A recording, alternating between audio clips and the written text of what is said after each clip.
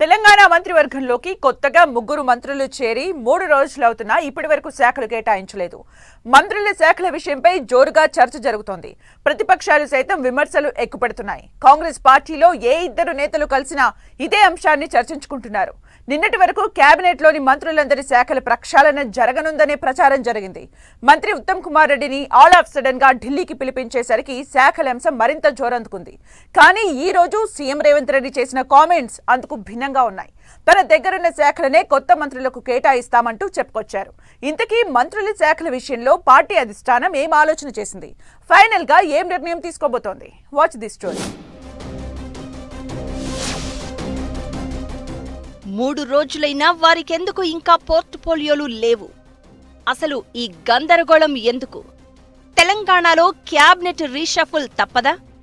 మంత్రివర్గంలో కూర్పులకు సీఎం ఎదురు చూపులు దేనికి? తెలంగాణలో ఇప్పుడు క్యాబినెట్ మంత్రుల శాఖల అంశం హార్ట్ ఆఫ్ ది టాపిక్ గా మారింది. మంత్రివర్గంలోకి ముగ్గురు కొత్తగా చేరినా వారికి శాఖల కేటాయింపులు ఫైనలైజ్ అవ్వలేదు. అంటే మంత్రులుగా మారి 3 రోజులు గడుస్తున్నా ఇంకా శాఖలు లేవని అనుకోవాలి. అసలు మంత్రులుగా ప్రమాణ స్వీకారం చేసిన రోజే శాఖల కేటాయింపు ఉంటుందని అంతా భావించారు. నిజానికి శాఖల కేటాయింపు అనేది పూర్తిగా సీఎం విచక్షణ మేరకు ఉంటుంది. సింపుల్గా ఓ జీవో జారీ చేయడం ద్వారా శాఖల కేటాయింపు జరిగిపోయేది. కానీ సీఎం రేవంత్ రెడ్డి మాత్రం కొత్త మంత్రుల శాఖల విషయం పార్టీ అధిష్టానంతో చర్చించిన తర్వాతే నిర్ణయం తీసుకోవాలని భావించారు. సీఎం ఢిల్లీ వెళ్లిన తర్వాత పరిణామాలు వేగంగా మారాయి. ఇక్కడే పాత మంత్రుల శాఖల అంశం చర్చకు వచ్చిందట. క్యాబినెట్లో ఉన్న కొందరు మంత్రులపై తీవ్ర అవినీతి ఆరోపణలు రావడం, కొందరు మంత్రుల పనితీరు సరిగా లేని అంశాలు చర్చకు వచ్చాయంటున్నారు. దీంతో సీఎం రేవంత్ రెడ్డి కూడా శాఖల మార్పుకు సుముఖత వ్యక్తం చేశారట. మంత్రులలో ఎవరెవరికి ఎలాంటి శాఖలు కేటాయించాలనే దానిపై పార్టీ అగ్రనాయకత్వానికి వివరించారట.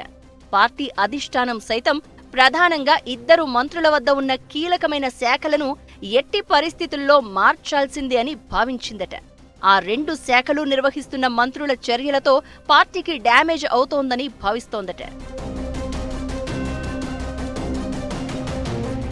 సీఎం రేవంత్ రెడ్డి ఢిల్లీ పర్యటనలో భాగంగా మొదటి రోజు సాయంత్రం పార్టీ రాష్ట్ర వ్యవహారాల ఇన్ఛార్జ్ కేసీ వేణుగోపాల్ను కలిసి పరిస్థితిని వివరించారు. రెండో రోజు పార్టీ అధ్యక్షుడు మల్లికార్జున ఖర్గే, కాంగ్రెస్ అగ్రనేతలు రాహుల్ గాంధీలను కలిసి శాఖల కేటాయింపు అంశాన్ని చర్చించారు. కేబినెట్ మంత్రులందరి శాఖల ప్రక్షాళన అంశం చర్చించారు. దీనిపై మరింత క్లారిటీ కోసం సీనియర్ మంత్రి ఉత్తమ్ కుమార్ రెడ్డిని అకస్మాత్తుగా ఢిల్లీకి పిలిపించుకున్నారు. ఉత్తమ్ కూడా ఈ చర్చల్లో పాల్గొన్నట్లు టాక్. అయితే సీఎం రేవంత్ రెడ్డి ఢిల్లీలో మీడియాతో చిట్చాట్ చేస్తూ కొత్త మంత్రులకు తన వద్ద ఉన్న శాఖలనే కేటాయించనున్నట్లు చెప్పారు. పాత మంత్రుల శాఖలను మార్చడం లేదని క్లారిటీ ఇచ్చారు. ఢిల్లీలో తాను 2 రోజుల పాటు ఉన్నది బీసీ కులగణన అంశాన్ని చర్చించడం కోసమే ఉన్నట్లు చెప్పుకొచ్చారు. అయితే మొదట్లో శాఖల మార్పులు చేర్పులు చేయాలని భావించిన పార్టీ అధిష్టానం నిర్ణయం మార్చుకోవడానికి కారణం లేకపోలేదనే చర్చ జరుగుతోంది. మంత్రుల శాఖలు ఇప్పుడు ఆల్ ఆఫ్ సడన్ గా మార్చితే ప్రభుత్వానికి చెడ్డ పేరు వచ్చే ప్రమాదం ఉందని భావించారట. కొందరు మంత్రులపై ప్రతిపక్షాలు చేస్తున్న ఆరోపణలు నిజమనుకునే ప్రమాదం ఉందని వెనక్కి తగ్గారట. శాఖల ప్రక్షాళన చేస్తే బూమరాంగ్ అయ్యే ప్రమాదం ఉందని ఆఖరి నిమిషంలో వెనక్కి తగ్గారు అనేది టాక్. ఫైనల్ గా అన్ని అంశాలను పరిగణలోనికి తీసుకున్న తర్వాత శాఖల విషయంలో పాత వారిని ఎలాంటి డిస్టర్బ్ చేయవద్దనే నిర్ణయానికి వచ్చారట. కాస్త అతి చేస్తున్న మంత్రులకు కాంగ్రెస్ హైకమాండ్ పెద్దలు ఫోన్లో క్లాస్ తీసుకున్నారని టాక్ నడుస్తోంది.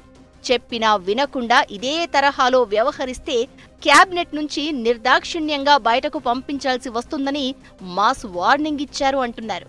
ఇక కొత్త మంత్రులకు సీఎం వద్ద ఉన్న వాటినే పంపిణీ చేయాలని నిర్ణయించారు.